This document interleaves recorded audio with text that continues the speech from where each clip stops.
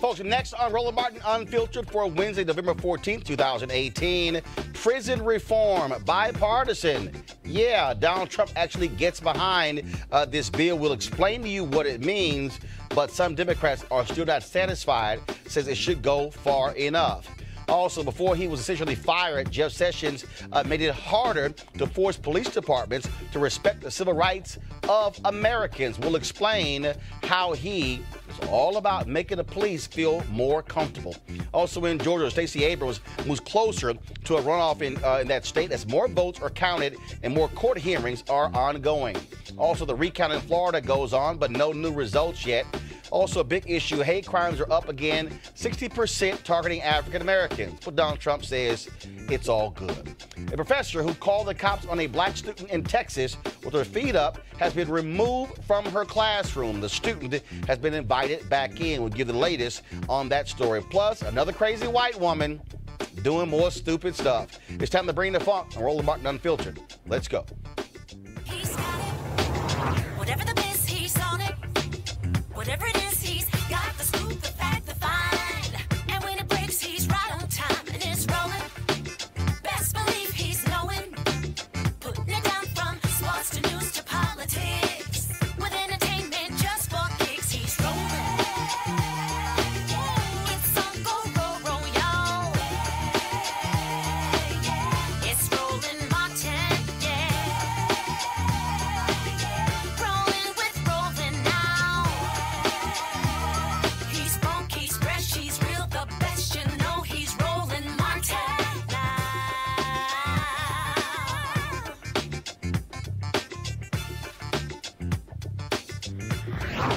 Martin. Folks, when Jeff Sessions was fired last week as Attorney General, well, he said he resigned, but yeah, he was fired. He did his best to screw everyday Americans and support police. Now, of course, we've covered his speeches here on Roland Martin Unfiltered, where he pretty much said that cops, the morale was down because of consent decrees. Well, guess what he did? He left behind a memorandum sharply curtailing the use of consent decrees. Those decrees are court-enforced agreements to overhaul local police departments accused of abuses and civil rights violations. The memo means that the decrees used aggressively by the Obama-era Justice Department will be more difficult to get. Joining me right now, a couple of folks who are very familiar with this particular issue is Billy Murphy. Billy is an attorney out of Baltimore, one of the places where, of course, Sessions tried to get rid of a consent decree but got slapped down by a federal judge. But also Reddit Hudson, who leads a police accountability group out of St. Louis. And so, gentlemen, glad to have both of you. Reddit, I want to start with you. Jeff Sessions consistently hated these consent decrees, standing before a cop saying that he wanted to pull back because it was hurting their morale. He gave a speech in Chicago where he talked about how cops were slowing down their enforcement. In Baltimore, he literally tried to get rid of that consent decree, but the police department and the mayor said, wait a minute, we're in agreement with it. This is shameful what he did, leaving the DOJ after he got fired. Jeff Sessions is who he is. He was a white supremacist. He is a white supremacist. Unfortunately, he was appointed to the highest position in law enforcement in our country, and he effectively sought to push a white supremacist agenda. He has a history of being anti-civil rights, and obviously he thought his most effective work could be done in the law enforcement arena, where he was pro-law enforcement and has left, as you said, a legacy now on his way out the door of positioning police departments to act with even more impunity than they have in the past. But unfortunately for him, I think the grassroots work that's been done around this country and the reform efforts that have been led by some in law enforcement, including many of my colleagues, will ultimately see us create the kind of reforms and accountability that we know should exist for police officers that violate our human rights, civil rights, and civil liberties. Billy Murphy, first of all, this is what he actually did with this. First of all, instead of having career folks in DOJ make the decisions, he said that the political appointees will be making the decision when it comes to these consent decrees. With these consent decrees, and with it, lawyers must lay out evidence of additional violations beyond unconstitutional behavior. What the hell is that? I mean, what additional evidence beyond them operating in an unconstitutional manner.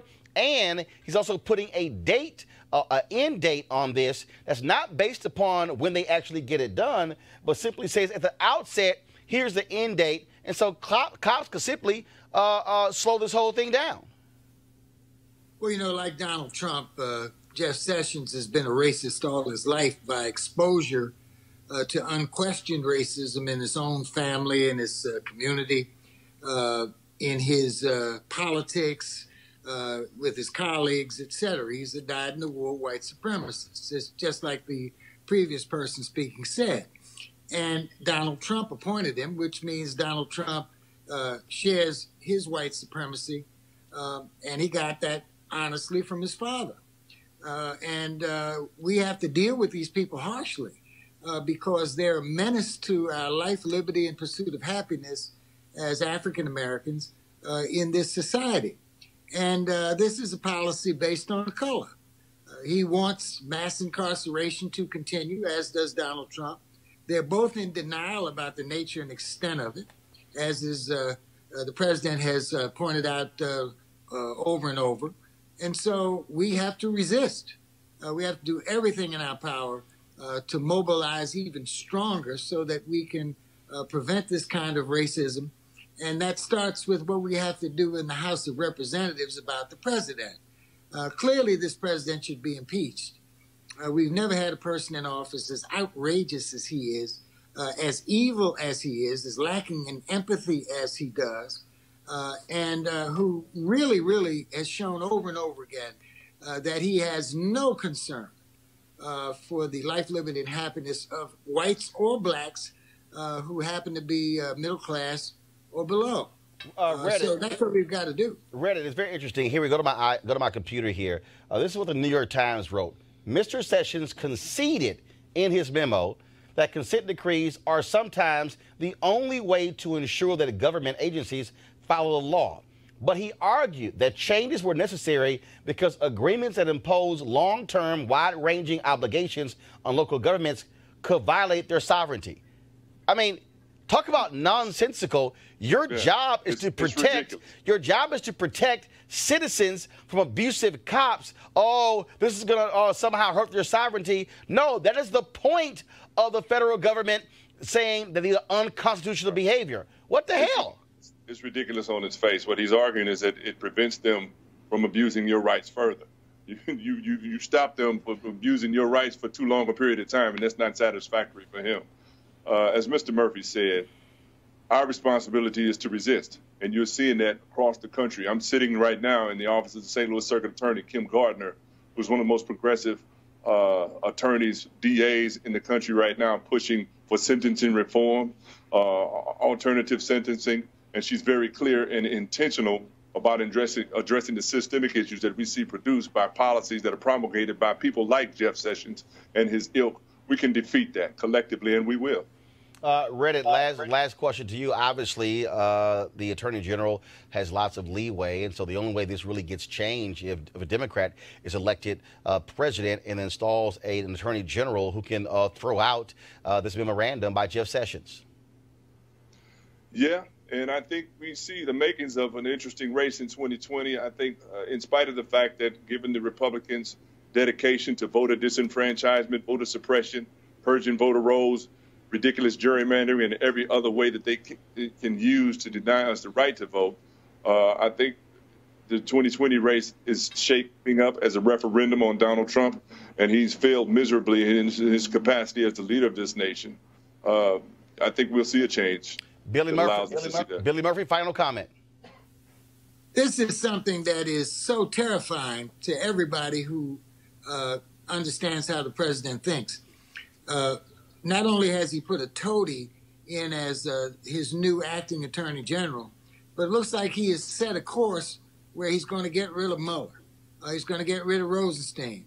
And if the Republicans cave to this, we will descend into lawlessness. It is a fortunate thing that we got the House. I wish we'd gotten the Senate, but the blue wave was real. And we need to take full advantage of this opportunity because we may not get another one before things like martial law will be declared and Donald Trump is completely ignoring the Constitution and the rights of all Americans, we could become a fascist country. Many people think that we're at the same stage. When Hitler pretended to be a reformer who believed in democracy, boy, did people learn that was a lie. Among the thousands of lies this president has told. We don't want any child in America to emulate this man's behavior. We don't want him as a role model for any child in America. He is a disgrace to this country. All right, then. Billy Murphy, as well as Reddy Hudson. I certainly appreciate it. Thanks a lot. Thank you. All right, folks, we're going to go to our second top story, and that is the whole issue of prison reform. Donald Trump today threw his support behind a bipartisan effort to address some of these critical issues with what is called the First Step Act. And this act was passed by the U.S. House. It was championed and led by Congressman Hakeem Jeffries of New York. He also worked very closely with Jared Kushner, whose father served time in federal prison and has been a huge proponent of this particular bill. Now, the stumbling block for the Trump administration was actually Jeff Sessions. He, as you just heard, was a hardliner, fought this thing left and right constantly before it was even being crafted. Now, here's the issue. What Trump did was, in order to satisfy Republicans, he chose to push off this bill until after the midterm elections. Here's the problem. You now have Senate Majority Leader Mitch McConnell, who is saying they may not have enough time to actually get the bill through. Well, why in the hell did you delay it? So many senators have not even seen the bill. The other issue with this particular bill is that Congresswoman Sheila Jackson Lee, a member of the House Judiciary Committee, she was one of the folks who voted against it. She wants more changes to it. But they were able to move this forward because the split in the House and the Senate, Chuck Grassley, who heads the Senate committee, he also wanted it to deal with the issue of mandatory minimums. Same thing with Dick Durbin of Illinois. Senator Cory Booker, he still has some issues with this bill. But right now, you do have bipartisan support. But McConnell, though, is saying that he needs the 60 votes to get it passed. I want to bring up my pal on law, Victoria Burke, a writer for National Newspaper Publishers Association, NPA. Also, Joe Madison, host Joe Madison Show on Sirius XM Radio. Malik Abdul, Republican communications consultant. And folks, this is, first of all, it's called the First Step Act. Democrats have been calling for quite some time for a strong criminal justice reform bill. Joe, one of the mistakes that they made was they had a strong bill that could have been passed before Obama left office. They assumed Hillary Clinton was going to win, and then they said we can get an even stronger bill. Well, she lost. Now you're left in a situation, Republicans can control the House, control the Senate. Yeah, Democrats control the House. No. Democrats don't control the House until January. Well, yeah. Oh, you mean now? Right now. Oh, yes, right now. So right now, Republicans still control it. And so they're looking to try to get this thing done before the new Congress takes over. The issue is, will you have enough Democrats stand back and block this from happening now that they have actually regained the House? Your thoughts? Well, that's the big question, and that is, will the Democrats hold fast on this? I suspect, in short, that they will, only because they have the upper hand, 2 months from now. So the thing we need to encourage them to do is to hold tight. That's really where we are at this point, because if they don't, then that blue wave really doesn't matter much to any of us. Now, Lauren, initially this was only really going to be about prison, affecting only a handful of federal prisoners. But because Senator Dick Durbin was a holdout on the Senate side, they had to make some changes. And so when you look at some of the changes, they had to add the issue of mandatory minimums in this deal. And so one of the things that they're saying, they're going to be shortening those sentences, and also for some nonviolent offenders, but also changing the 3 strikes law. Instead of it being from life in prison, now it will be up to 25 years. Again, Jeff Sessions and other people like Tom Cotton of Arkansas, who are the hardliners, they are still going to fight this. And so even though Donald Trump today, through his support behind it, is not guaranteed, I'm going to get your comment after we play this comment from Trump today at a news conference at the White House. Working together with my administration over the last 2 years, these members have reached a bipartisan agreement. Did I hear the word bipartisan? Is that, there you go. Did I hear that word? Huh? That's a nice word. Bipartisan agreement on prison reform legislation known as the first step. And that's what it is. It's a first step, but it's a very big first step. Along the weird thing here, you get people like the Koch brothers and their foundation who align with folks like Van Jones and others who believed in criminal justice reform, who were pushing Republicans on this. Yeah. And then hardliners are going, wait a minute, what the hell? We're not used to seeing y'all joining forces. Yeah. Well, I think this is actually an example of some fairly good bipartisan work on the part of Doug Collins, a Republican in the House, and Hakeem Jeffries. Is it perfect? No, it's not perfect. It is interesting to think about Dick Durbin and mandatory minimums. When they did the crack cocaine disparity mandatory minimum, he didn't fight particularly hard for that. But once a Republican gets in office, now he's fighting for it. But hey, whatever it takes. It does have a little bit of sentencing and a little bit of stuff that is hard to implement unless you fund it, like the stuff about expanding days in halfway houses and vocational training. You need funding for that, so you have to be appropriating that money every Congress. That kind of makes it difficult. But the thing about criminal justice reform and sentencing reform is that we got to be the #1 incarcerator in the world incrementally over a 30 and 40-year period, and you wind that back very, very gradually. It's definitely better than nothing. A lot of people say, oh, it doesn't go far enough. Obviously, Cory Booker did put out a Dear Colleague in May saying that. You were saying fired back at him. He fired back hard, and he was right, because Hakeem Jeffries was right, because doing something is better than doing nothing. Right. I'm not sure why Cory Booker was, other than the fact that there is a Republican in the White House, I couldn't figure out what the motivating factor there was. You'd mentioned Jared Kushner before. He had sat down with a bunch of journalists back on May 1st. I sat down with him for an hour, and I'm sure you did around the same time. I actually talked to him this morning about this, and unfortunately it's off the record, so I can't say what he said. But suffice it to say that again, these are not huge changes, but it's definitely better than nothing. Malik? Yeah, I think it's great, and this is one of those instances where the administration, every day we kind of get caught up in what comes out of Donald Trump's mouth, but forget that the federal government still moves along. Yeah. I'm excited about it. This is something that we've been looking at since early spring. As it passed out of the House, some of the things that I'm interested in are the home confinement rules, changes to home confinement rules. I think it was, 360 to 59 votes, I think, out of the House. That's as far as bipartisanship, I think that's actually a great thing. One of the other things that I'm excited about with this is it actually reduces prison time ahead of time as opposed to at the end of it. Those are things as far as sentencing reform that we can get behind. I'm looking forward to it. I think the administration is right to push it. Jerron, everybody knows Jerron K. Smith at the White House. Jerron has been pushing this for a while, so I'm looking forward to it. I would probably say, as far as Cory Booker is concerned, is that he's running for president. Can I just add one other point, because what everybody's saying is right, and I think we should applaud this bipartisanship. But let me go back to one thing. I think one of the reasons you've got this bipartisanship state by state is something we learned a long time ago. This has been extremely expensive. Yep. Yeah. Look, always follow the money. Yeah. I don't care if you live in a red state or a blue state. What has happened is that we have found out, and we knew this years ago, that this has cost states big time money. Yep. Well, that's definitely true. Texas learned that and started wheeling things back. Well, but it's Texas, interesting Kansas, Republican governors.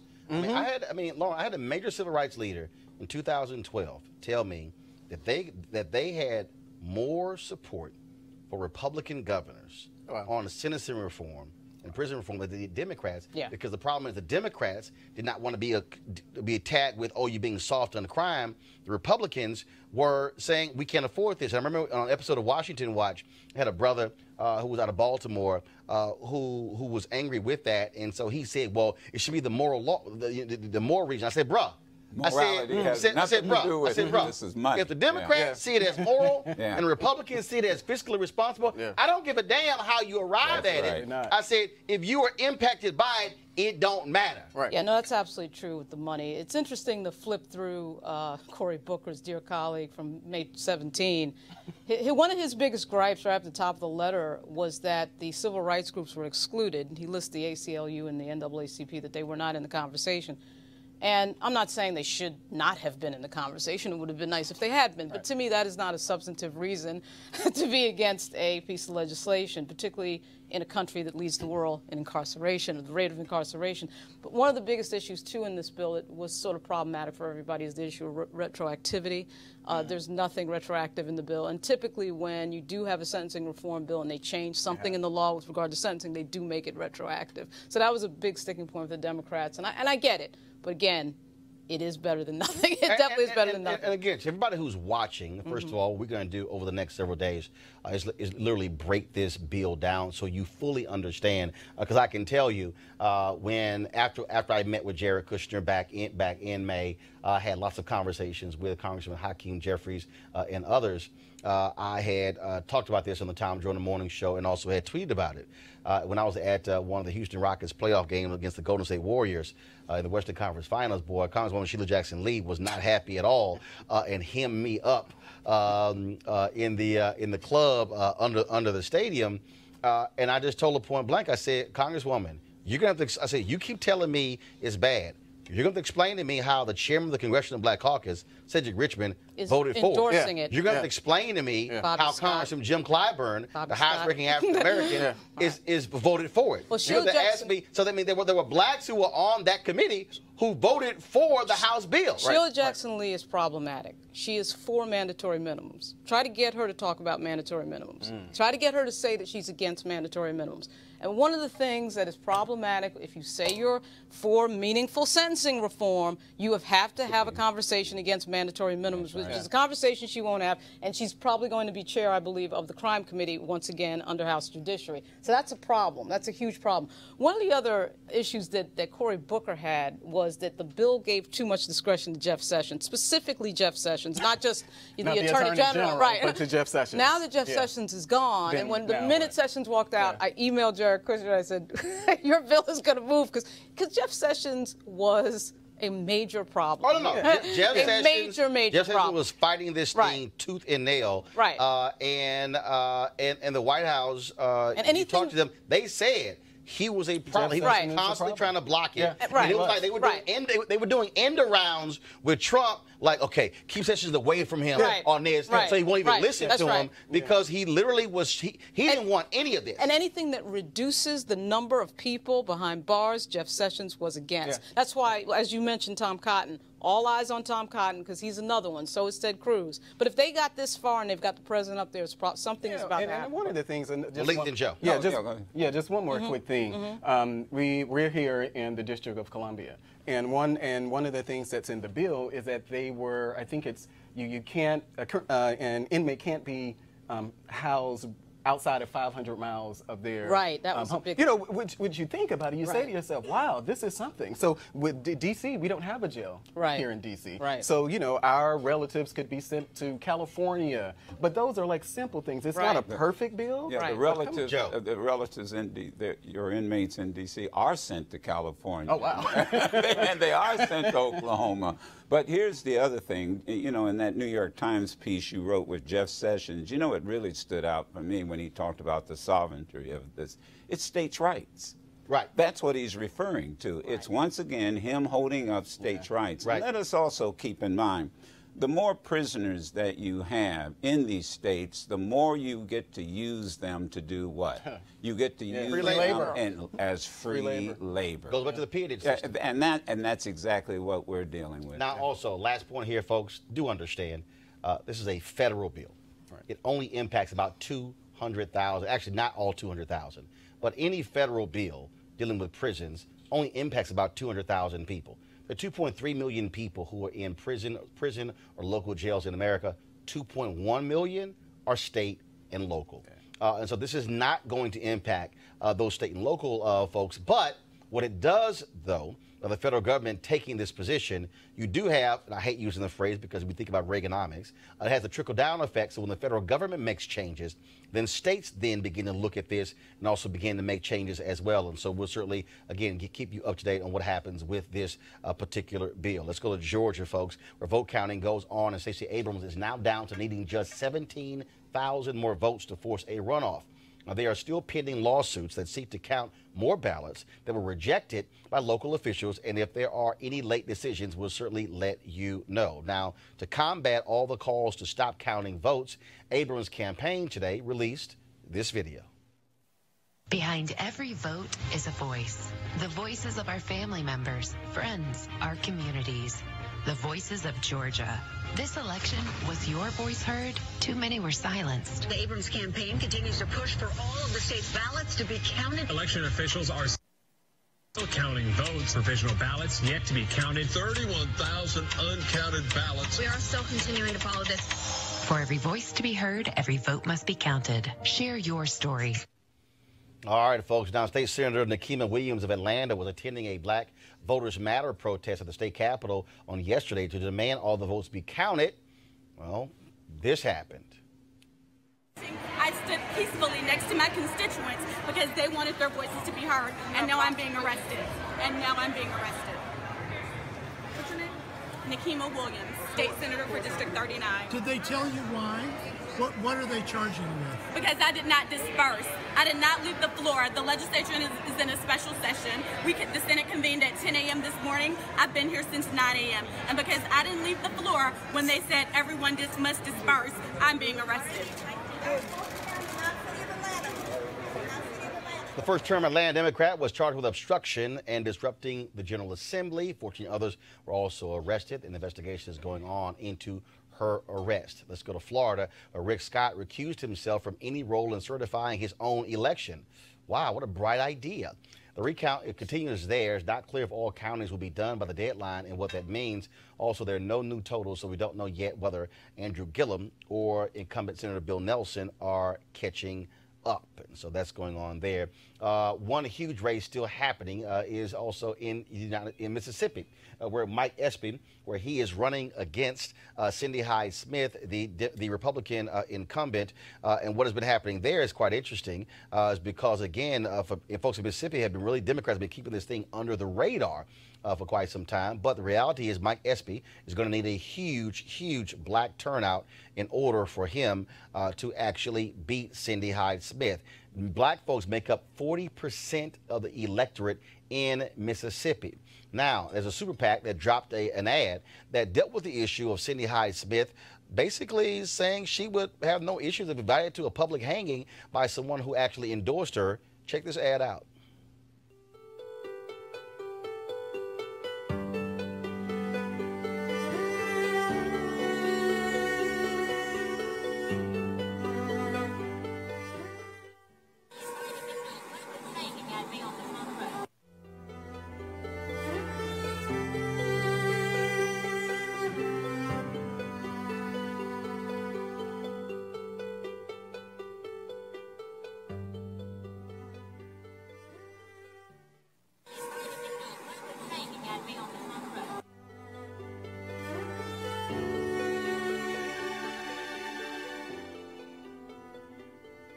Now, Joe Biden says she's done apologize for that. She's doubled down on it as well.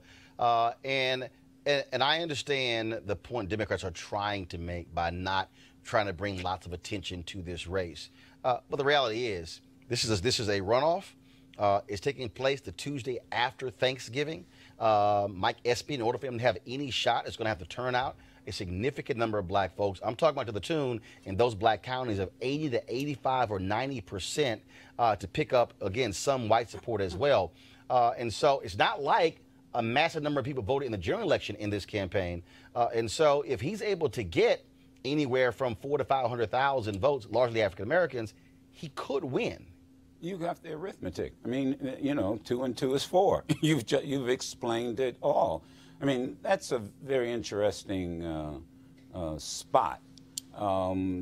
It's obviously playing on people's emotions and historical memory. I guess what worries me and what I've been hearing people calling into the show, Roland, and saying is, well, we voted in the November midterm. Why do we have to do it again? And the analogy that I've made is that if you went to the Super Bowl and it was tied, you don't leave, you know, in overtime. Yeah. And this is overtime. And this is where you get a second chance. I can only say on your program sitting here is that, look, folk in Mississippi, and my family's Clarksdale and Moss Point, look, folks, get out and vote. It's what John Lewis said during the midterm. I bled for your right to vote. I'm not asking you to bleed. I'm just asking you to vote. Who came up with the strategy of let's not talk about it after watching Doug Jones win in the neighboring state? I mean, it makes no sense. The neighboring state. And that was interesting because what Democrats would kept saying is they say we're trying to use the same strategy we did with Doug Jones, and I said it was loud. That was a hell of a lot of attention that was focused on that. Yeah. And so you know, look, you know, we were supposed to have Mike Espy on the show on yesterday. They canceled because they had the National Baptist Convention, they had the state conference. He was attending that as well. But it's also, and I know, Joe, you've been trying to get him on the show as well. Yeah, I've said point blank. As a matter of fact, I just while we were talking, my phone was ringing. That was actually the Mike Espy campaign manager hit me right now, and I said, look, at the end of the day, you got to get folks in there, and the Thanksgiving is a problem because, frankly, for a lot of people, they take it off on Monday. Then, of course, Thanksgiving on Thursday. The election is the following Tuesday. And so, really, it's a short window to really drive a GOTV plan, get out the vote effort. Can I make one other point? And this goes back to when the young people did the gun demonstration, anti-gun demonstration. I ran into Tom Perez on the street, and we were talking about what the Democrats are going to do. And at that time, they had not paid any attention to Mike Espy. It was amazing. And I sat there, whoa, wait a minute, bro. Don't write off Mississippi, and please check Mike out. And he said, you know what? I think we'll do that. It's something, you know, and maybe they finally realized it and listened. Well, it also makes a little sense as Espy is not exactly a liberal. I mean, you know, this is a fairly moderate Democrat, and it's like, why would you not want to toy with that? Here's what it is, Malik. It's because, frankly, Democrats have taken the position of we can never win in Mississippi. We can never win in Alabama. And the point that I keep saying is you can never win if you never try. And, you know, I'm from Mississippi. I went to school with Espy's family. I went to high school, middle school, and I think even maybe elementary school. So I'm familiar with the family. I'll just start out by saying that what Cindy said, they were inappropriate. I think they were racially insensitive. I think she should apologize full-throatedly for it. I don't think that she's a racist. She was a lifelong Democrat and Hillary Clinton supporter, actually. But this is one of those things that makes it hard. Mike is going to have a pretty... Hell, Bull Connell was also a Democrat. Well, yeah, good point. You're talking about the Southern strategy. Yeah. But Mike, he's going to have a pretty was a Democrat. hard time there. I think probably 88% or so of blacks supported him in this runoff, so they're going to have to get a really strong showing with blacks in order for him to. And to Joe's point, the reality is, look, it is a runoff. Yes, you have to go out and vote again. You have to do it. And so, bottom line is, look, it ain't that damn hard. And so, I do know you got people out there who are mobilizing when it comes to vans, when it comes to buses. The issue is the short date. Unlike Georgia, which is December 4th.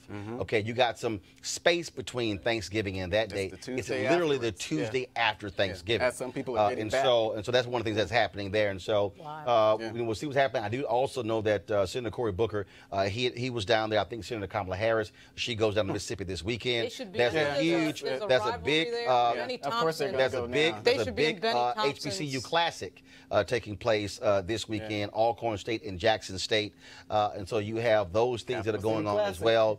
Congressman, you know, I've been talking to Congressman Benny Thompson as well, and FC. Now it was happening on Tuesday in Jackson at 11 a.m.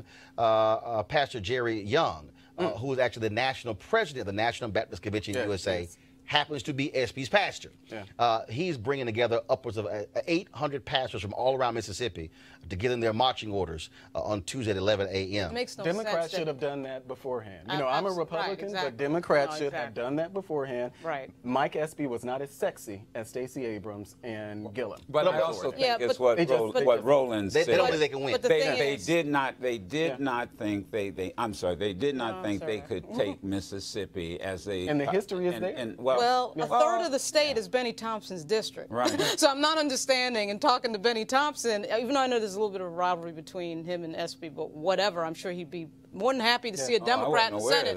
But the point is, he doesn't care about that. He wants the Democrat to win. Right. So it makes no sense that, you know, the Democrats act like this race isn't happening. It's very quiet. Yep. So we'll see what happens. But of course, we'll be focusing on this race every single day between now and November 27th. And I might very well be on the. Hey, and Mike, will you please show up on our show? Oh, you know, we do have. You know, hey, Mike, we do have an audience. No. Trust me, Joe.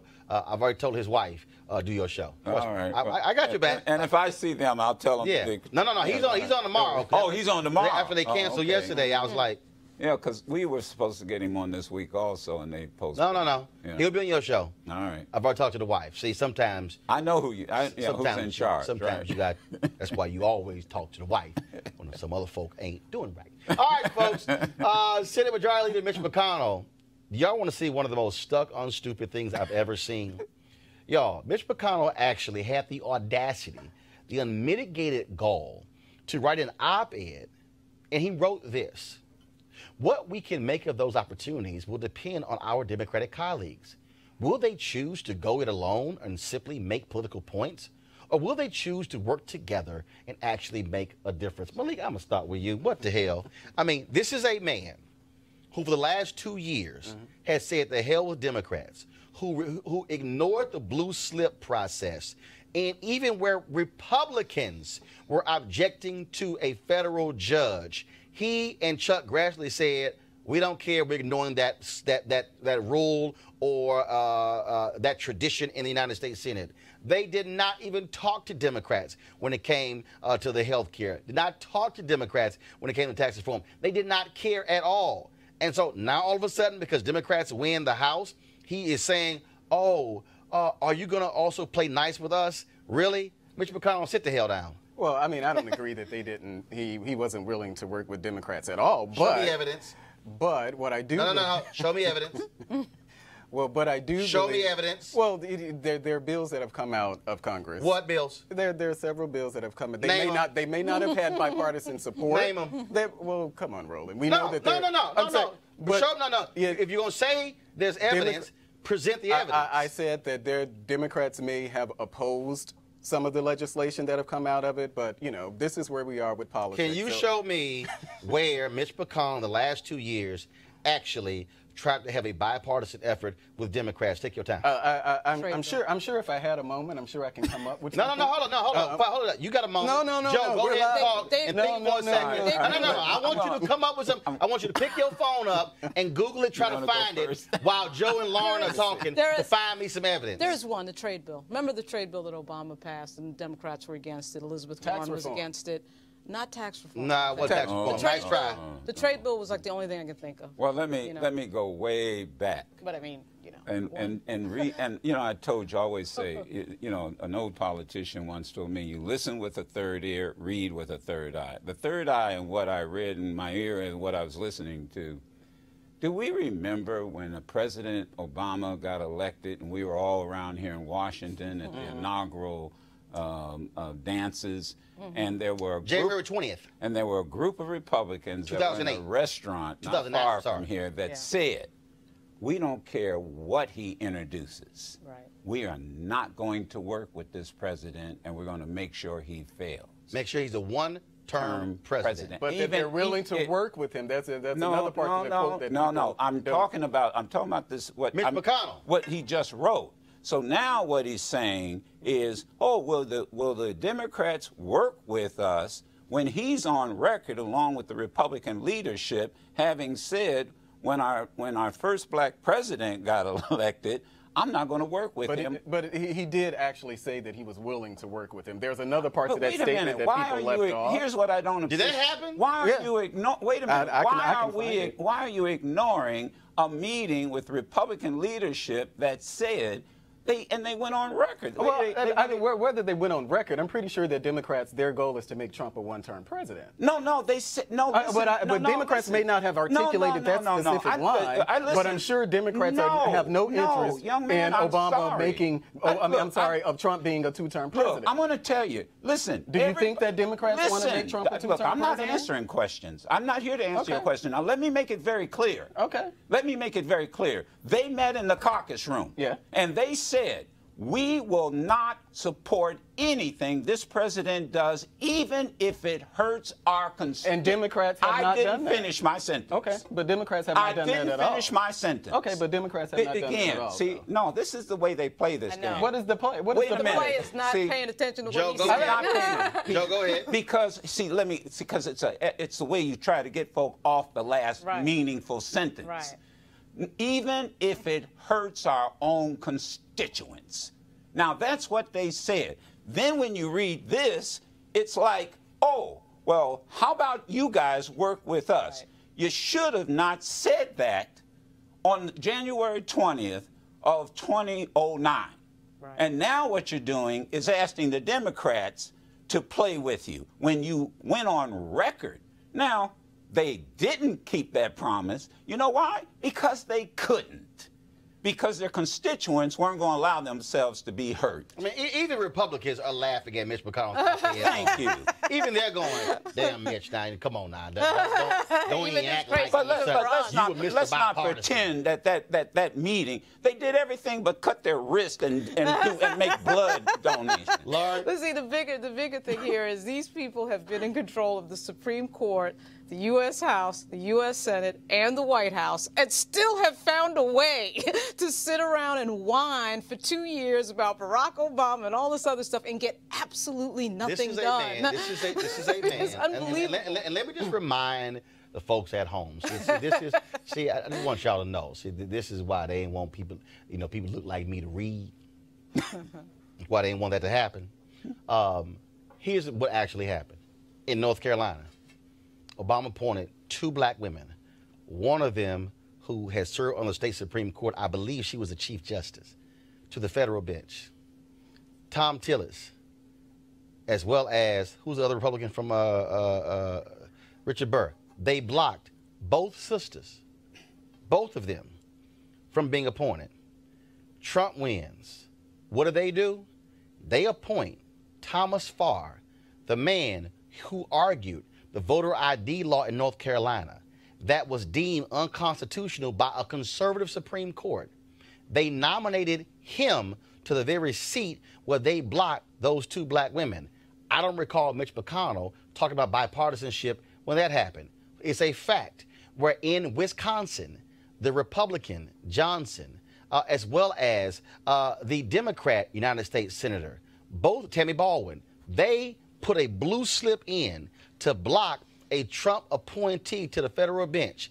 Senator Chuck Grassley and Mitch McConnell ignored the blue slip from both of them. And so, Mitch McConnell, you have no room whatsoever to say anything about bipartisanship because you have not done it. You have not led. And so this is a laughable column. And I appreciate the laughter today on my 50th birthday because, it's like Comedy Central. You can't get laughs all the time from some networks. And I'm sure people at Fox News had to be laughing like, y'all. Okay, we're going to put this under the comedy section with what Mitch McConnell just sent us. Because, Malik, it is a joke. Yeah. And how he has led, it has been an iron fist. Because not only that, let me also correct people. They keep saying that Harry Reid got put in place nuclear option. No, let me give you the nuance. Harry Reid kept the nuclear option in place for Supreme Court justices. Yeah. Mitch McConnell said we will have it where it's 51. Had the rules been in place and stayed that way with a nuclear option, Brett Kavanaugh would have never been confirmed to the United States Supreme Court because he would not have gotten 60 votes. That is a fact. Okay. So I just want to clarify something. Go ahead, because clarify. It's something that Democrats and the media has said for a while. McConnell said the single most important thing we want to achieve is for President Obama to be a one-term president. He went on to say that it is possible that the president's advisors will tell him he has to do something to get things right. If he were to heed that advice, he would, I imagine, find more support around our conference. Now, this is actually something that he said on... No, I want you to go back. Give me the qualifier. So the question that they asked after he said the single most important thing, they said, well, does that mean endless or at least frequent confrontation with the president? McConnell says immediately, if President Obama does a Clintonian backflip, if he's willing to meet us halfway on some of the biggest issue, it's not inappropriate for us to do business with him. And he said this, on October... Okay. He said this on October 23rd, 2010, and not January. Hold on, not January, as has been suggested. Lauren and Joe, please, please prise the number of efforts where Obama did that very thing. No, and if but this is just a clarification on what the facts are. Joe, go ahead. So you disagree with these? Go ahead and handle this. Matter of fact, I'm just going to take my jacket off. Excuse me. No. Don't sit there and look at me with those doe eyes, brother. Let me tell you this. You have got to understand, that's a public statement. I know what those Republicans said privately. I am telling you that my conversation with them who were in the room, listen, who were in the room on January 20th, talked to some of us who have long-standing relationships, even though they may be of the opposite party. And I asked them directly, did y'all do this? Oh, yeah, we did it. Matter of fact, Newt Gingrich admitted on Fox, we did it, and it's really no big deal because the Democrats do it too. So please, I hear what you're reading is from the Washington Post. Excuse me. What you're reading is accurate. It's a public statement. It does not negate what I'm telling people happened in the caucus room on that night. But the statement that we're referencing happened in October of 2010. It doesn't negate. Malik, Lauren, correct me if I'm wrong. Correct me if I'm wrong, Lauren. Didn't Obama try to get a construction bill through? Yeah. Did Republicans vote for it? Of course not. Didn't Obama pass a stimulus bill that had 40% tax cuts of the bill? Did Republicans back that? Of course not. All right, I'm just saying. I just gave y'all two. That very Republicans that walked out of that meeting, walked out of that dinner and said, yeah, that's what we said. The very year that McConnell said that, there was a sit-down at the White House with all the Republicans on the House and Senate side over health care, and they had this, arrangement in the big square in the East Room, and everybody was there. Don't worry about his makeup. Okay. Everybody was there. Everything was cool, and remember that the Republicans had their little talking point. We're just going to repeal and replace and set it over again. Yeah. Now, I mean, I'm not expecting the opposition of a party to agree with the opposite party. I'm not expecting that, but there was clearly a group effort to not really sit down and work on the details of policy. I believe that. When it comes to health care in particular, you saw it, because there's a lot to work out, and there was some things they could have agreed on, like pre-existing conditions, and I think later on a lot of Republicans said, you know what, that's not a bad idea to have your kid on the policy until they're 24. So it came in later, but clearly there was kind of an agreement to say, as we're seeing, unfortunately, with this justice reform bill, seeing the flip of that on that particular issue. But it's unfortunate. Yeah. That's why I think a lot of politicians and Boehner. Remember the conversations we used to have with Boehner, who couldn't use the word compromise? Right. Remember that? Yeah. It came out of that meeting, and it wasn't just a group of Republicans. This was your leadership. And we circled back, and we're going to experience the same thing now with Democrats. You don't know that. Really. No, you haven't, because Nancy Pelosi. Excuse me. Darn it! What is wrong with people? Nancy Pelosi came out today and said, we're willing to work. There's been no meeting inside. We'll see what her caucus says, though. Well, I'm telling you, there's been no meeting to say. Well, we don't know that. Excuse me. Yet. Okay, we don't know that there has not been a meeting to say that we're not going to work with the Republicans. Well, you have not heard that. Let's be clear on something else too. Let's be clear on something else too. Well, it's not logical. I just don't agree with what your character was. Let's be clear. Logic really plays. Okay, but this was a logic. This was an article that you disagreed with. Excuse me, I'm not disagreeing with it. Okay, but I was clarifying that happened in October of 2010. Shout to the hills. Well, you can shout to the hills, but again, the statement that you said happened in October of 2010. What are you clarifying? What are you clarifying? The statement happened in October. It wasn't in January. It was in October. Mitch McConnell said, I want to make him a one-term president. What are you clarifying? He may have said that, but the remarks that we're talking about, so as reported by the Washington Post, those remarks actually happened in October of 2010. So 2 years later. Okay. But it didn't happen it didn't happen in January, though, as you said. What did he say? Again, Malik. Yeah, I mean, I get your point. Malik. But that's the rest of the statement where he said that he was willing to work with him. No, Malik. But I just read that. It's not. First of all, what you're reading is 2010. Right. What Joe said took place on January 20th, 2009. And then what we also know what happened was, and we have the evidence. What happened? We literally had the evidence where Obama put forth bills that were Republican bills, and they still would not support. Hypocrites. And we're going to see. We're going to see that now. The other little detail. We're going to see that now. No, I mean, actually, we're saying wait a minute. Who are hypocrites? You said McConnell we were saying that Republicans. We can say that they were hypocrites for not check. supporting Obama. Okay, all right. Your other issue too is that the President of the United States, the current president, who's Republican, has made it his mission in life to repeal what President Obama did. Yeah. So, I mean, the idea that somehow the Democratic Party, I mean, I love it when Republicans say, well, but the Democrats do it too. Really? Yeah. Really, Democrats do it too. People got mad at Bill Clinton for negotiating with the Republican Party over on the crime welfare bill. return, on the crime reform bill and that the we're crime trying bill. to fix now. Yeah, okay, whatever. And, well, it's true. So you want to go back to Nixon? You want to go back? You want to go back down the criminal justice reform path? And you're going to blame Clinton? As long as we can go back to super predator Hillary Clinton. Whatever. All of Republican arguments. She said is super predator, the subject. a myth. That's what she called black kids a myth. They changed the subject. Now he's talking about Hillary Clinton. But you said that we want to go. You were going to go back. But you were going to go back to Nixon. This is what they do. Well, actually, no. I can go back to last year when Senator Tom Cotton of Arkansas actually said we need more people in prison. And the reason they changed the subject is you can't defend Republican Tom Cotton of Arkansas said we need more people in prison. He has replaced Jeff Sessions as the most staunch prison person in the United States Senate. And Ted Cruz. Yeah, these are Republicans. All right, y'all. We're going to a break right now. When we come back, I'm going to tell you about some breaking news involving Michael Avenatti. He's in jail right now. That's up next. The Roland Martin Unfiltered.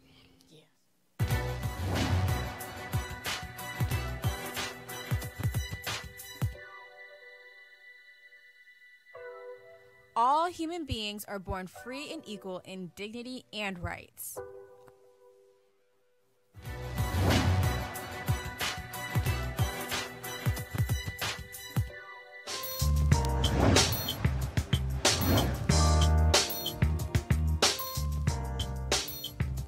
Folks, hashtag HBCU Giving Day. Our University of the Day is Dillard University in New Orleans, Louisiana. Founded in 1869, notable alumni, activists, of course, ambassador, former Atlanta Mayor Andrew Young, PBS Pinchback, the first black governor of Louisiana, and Martin Luther King Sr., pastor and father of Reverend Dr. Martin Luther King Jr.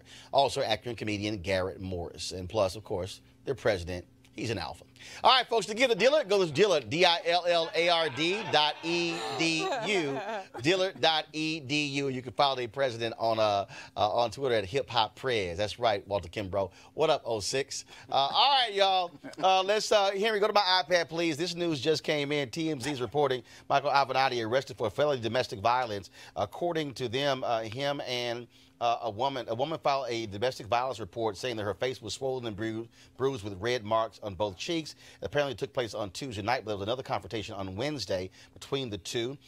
They say she was heard on the sidewalk screaming at her cell phone, "I can't believe you did this to me. I'm going to get a restraining order against you." TMZ says we're told security brought her inside the building, took her upstairs, and Michael showed up 5 minutes later and ran into the building. He screamed repeatedly, "She hit me first." We're told he angrily added, "This is bullshit. This is effing bullshit." We're told he tried getting to the elevator, but security denied him access. And so cops, they arrested him. Apparently, he kicked her out of the apartment, and then that's when the alleged domestic violence took place. TMZ says we're told Avenatti is currently in custody, and so we shall let you know more about that when it happens. All right, folks. A white nationalist was arrested in D.C. last week. Jeffrey Clark Jr. said online that the victims of the Pittsburgh synagogue massacre deserved it, and the attack was a dry run. He was arrested after family members alerted police to the posting. Clark, according to the police, fantasized about killing Jews and blacks. He was arrested on gun charges. Now, this is no shock because the FBI announced yesterday a 17% increase in reported hate crimes last year. This is the third consecutive year that reported hate crimes have increased. What's the common denominator? The orange one. It's the single biggest spike since the surge of incidents targeting Muslims after the attacks on 9/11. Now, although anti-Semitic hate crimes grew by 37% and get most of the attention, 3 out of every 5 hate crimes are against black folks. Only 13% of police agencies reported a hate crime, so the actual numbers of hate crimes in the U.S. could be a hell of a lot larger. Okay, yesterday we told you about that crazy white woman in Texas, the professor at the University of Texas at San Antonio. Well, you know, she's the one who called the cops on the sister who had her feet up on the desk. Well, the university has acted, and the professor, Anita Moss, will remain out of the classroom for the remainder of the semester as investigations are conducted. The university said both the professor and the student met with officials separately. The student has been offered multiple options for continuing her studies. Now, the university president, Taylor Amy, sent out another email to students last night. Here's part of what he said. No matter the outcome of the investigations, the incident shows issues that extend far beyond the events of yesterday. The reactions expressed through social media, emails, phone calls, and group meetings I've attended confirm that feelings of marginalization on the part of some students, especially our African-American students, are real and profound. The bottom line, regardless of the final outcomes regarding yesterday's incident, we have an obligation as an institution to take a hard look at our campus climate, especially for students of color, and enact systemic change to make UTSA a more inclusive campus. Now, also an update on the black security guard who was shot and killed by a white cop in Illinois. The Wall Street Journal reported today that the Illinois State Police say Roberson refused multiple orders to drop his gun and was wearing no markings indicating he was security. Now, late today, we talked with Lee Merritt, who has been hired by the family to represent Jamel Roberson. He told us his witnesses say when the police told Robert Roberson to stop, they and others shouted, "He's security," and that there were white letters spelling out security on his hat and vest. Merritt has filed $1 million wrongful death suit on behalf of the family. Now, here's what's crazy right here. Okay, this is real simple. It ain't hard to figure out, okay, was he wearing a shirt or a hat that says security? Right. Was that protocol in the bar? I mean, I don't understand how, like, I'm sorry, if he was wearing it, dude, there you go. Yeah, there you go. But here's the other piece.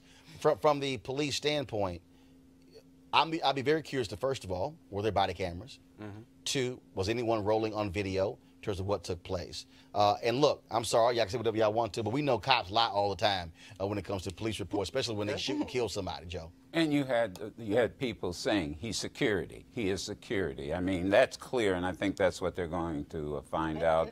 And the policemen have been calling my show almost 100%. I can't think of one that called that said he was right. They all said he simply was wrong. He did not follow proper procedures. There's no ifs, ands, buts about it. This is terrible. And then back to the professor, the biology professor. Yeah. Look, man.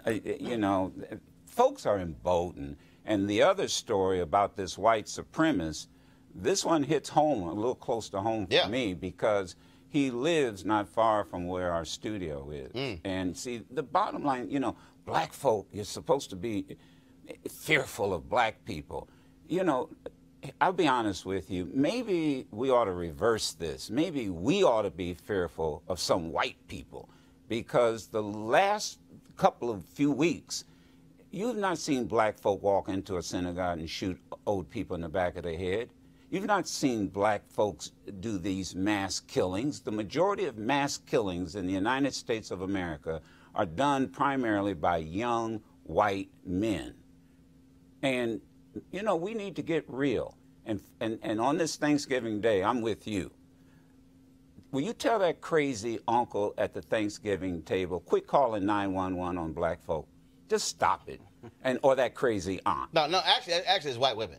It's white women, because we got another crazy white woman, this time in Maryland. She calls a black man the N-word because she didn't like the way he drove out of his parking spot. Yeah, I'm dead serious. And remember last week we had the white woman who was mad because the car was like 2 inches in the walkway. And so this man's wife, Dawn Lennon, gets out to confront her. The white woman was wearing a Redskins jacket. And then the white woman is a teacher in Prince George's County, which, of course, is 62% black. Oh, yes. Yes. But can I add one story that you... There's video. Hold on. Right after the video.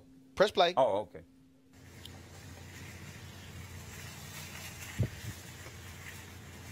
Did you just call my husband the N-word? Yeah, I did. In front of my children? You just called my husband the N-word in front of my children. Did you? Touch me. Do it. You go to jail. You go. What? Next time you're going to say it to the wrong person. And I ain't going to be as nice. And I got your license plate number too. And it will be on the internet. You're on the internet, ma'am, so keep on being racist. You live with black people. Get used to it. I keep telling y'all crazy white women, this is going to lead to the end of black unemployment. Because every time one of y'all act a fool. So we're going to give y'all, so real quick, I know the show's supposed to be over at 7. I'm going to do this for 30 seconds. Okay, so all black people, I'm about to give y'all the rules when y'all dealing with crazy-ass white women, also crazy white men. First of all, what I want y'all to do is I want you to turn your phone horizontal. Landscape. And the reason I want your phone to be landscape is that way, when we play the video, it fills the whole screen. See, when you shoot this way, what happens is we got the black bars on the side. So we need y'all to have them, because see, television is in 16:9, and so then we get to fill the whole screen up. Okay, that's first. Right, thanks okay, so when the white person act a fool, what I want y'all to do is, I want you to do a manual zoom in like this here. I want you to, give me a wide shot. Give me a wide shot. This is what I want y'all to do. I want you to like zoom in and really get their face real good, and then you can zoom right out and get the wide shot. That's what I want y'all to do, okay? I want y'all to zoom in, I want y'all to zoom out. Okay, here's the last thing, and you right, this sister was right. She shot the license plate. See, we can run the plate. We can run the plate and the make of the car anytime they act the fool. That way we ain't be trying to guess who the hell they are. And so it'll make the search a lot quicker. So y'all get the license plate and then shoot them. And right, because here's the deal. The narration. You got the narration. Because the deal is this here. She gonna lose her job. Like the white boy lost his job in Florida, and the white boy in North Carolina, in New York, and the white boy in New York. Don't worry about it. They all gonna lose their jobs. And I'm telling y'all, when we know they lost their job, we should have 50 black people go to that employer to put in applications for the available job. And so to all y'all crazy white people, there are about 1.8 million unemployed black people. Every time y'all do one of these, y'all gonna help out black unemployment. So we should, so every crazy white person who act a fool and we get them fired, we should then replace them with black people. But see, her narration. Did you just say the N-word? Yes, I did. That's exactly how you do it. Lem Barney and his wife, this is a story, you got to get this one, in Detroit. They went to get a pizza, and the manager told them, go someplace where you're more comfortable, meaning Southfield, where there were more black folk. But here's something reverse. They called the police. They called the police. There you go. That's how you do it. All right, folks. So today, I told you yesterday, was my brother's birthday. Reginald Martin turned 51. Today is my birthday. I turned 50 years old. And so here's what's interesting. Happy birthday. I appreciate that, Joe. So what's really interesting is folks have been asking me, oh, man, you're going to do a big party. Okay, so let me be just real clear, okay? Birthdays are not a big deal to me. So let me explain why.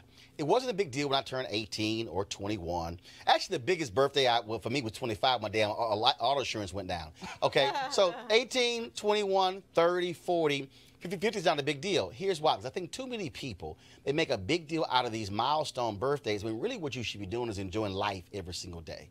If you actually enjoy life every day and every hour, every minute, every second, it's not that big of a deal. So somebody said, well, are you going to throw the birthday party? Look, I'm going to be 50 between now and November 13th, 2019. I can throw a 50th damn birthday party in March or June if I want to. And you know what? And if I don't, I can throw a 50+1 party next year. The point I'm making is you need to learn how to love and live your life. My life motto is very simple. Hashtag live life, love it. I think for a whole bunch of people, what happens is they go through their life and they are mad, upset, and they're despondent and depressed because of how their life is. They look at other people's lives. They look at in terms of what they make, look at how much money and the vacations they take. And what you really should say is, look, this is the life I have. How can I live and enjoy it? Don't get so consumed by a birth date. And what you should be saying is, if God wakes me up every single day and I've got breath in my body, I'm going to live today like it's my birthday. I'm going to live today like it is an absolutely amazing time. And so I appreciate all the birthday shout outs. I appreciate all of that. And I understand, again, how folks get excited. Because, see, for a lot of men, we understand the birth date. It's these sisters out here who took this shit from a birth date to a weekend, to a week. Now it's a damn month. I know some sisters, they got like a night. They celebrate like literally the inception all the way through being carried. And so now they birthday like a 9-month thing, okay? And so y'all just taking that a little too far, all right? Hey, y'all call Roland. Y'all taking that a little too damn far. So all I'm saying is, what you should be doing is enjoying every single day of your life and live it to its fullest and be happy. That's what you should do. Okay, so I see they got a birthday cake for me over here. No, just leave it. Yeah, leave it. Yeah, go ahead and leave it with Joe. Get a shot of it. Leave it with Joe. All right, so this is the birthday cake. Okay, hold up. We got to show it for the cameras. Don't worry about it. I got it. Babe, my mama did wedding cakes for 30 years. I done dealt with many cakes. All right, y'all can zoom in. And so, what does this say? It says, happy birthday, Roland, from your friends at hashtag Roland Martin Unfiltered. This actually came from the staff, which means I paid for this damn cake. And so, again, thanks a bunch. I appreciate that. And matter of fact, in D.C., so Mark Barnes, huh? Red Velvet. Oh, it's Red Velvet? Oh, there we go. Even the white people who work with black people, no. Okay? Don't come here with that damn white cake. I'm letting y'all know. Come with the Negro cake. I appreciate that. And so we appreciate it. Thank you so very much for everybody. Look, please support RolandMartinUnfiltered.com. Of course, what we do here, unlike any other show out there, there's a whole bunch of people who are out there streaming, who are talking, but in terms of what we do, no one else is doing this 5 days a week. So we want you to join our fan club. Look, I don't care how much you give. We're asking our followers to give $50 for the whole year to join our fan club.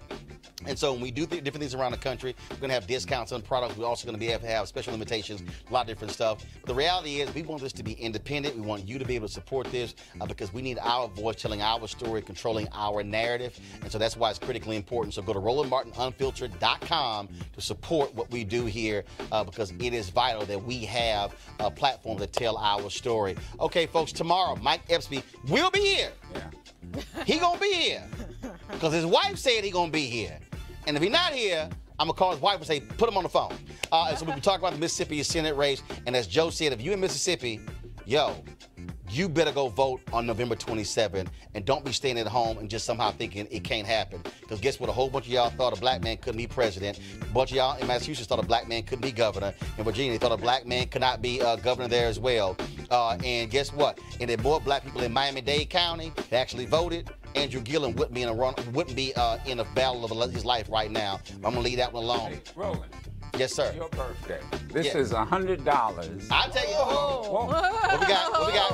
Wait, what y'all reaching for? I'm telling you, man. What the hell y'all reaching for? For your fan club from Sherry, Madison, and I. There we go. That's what I'm saying. And I challenge everybody watching for his birthday, join the fan club. So I'm going to be the first. All right. Now, y'all, wait a minute. Y'all can pass it up. Hey. Y'all ain't checking to see if it's real. Pass it down. There you go. All right. So Joe Madison signed up 2 members out Bring the Funk fan club with a $100 bill. Let's see how many of y'all will join today. And I'm going to give the number tomorrow. So if you go right now, Bring the Funk fan, you can pay via Skype. You can play Square. You can do the Cash app. You can also do PayPal as well. If y'all want to do all that, we'll give you the address to send a check. It's all good. We take all forms of money. But if it bounce, I'm going to show up at your damn house. All right, y'all have a great day. I got to go. Hi!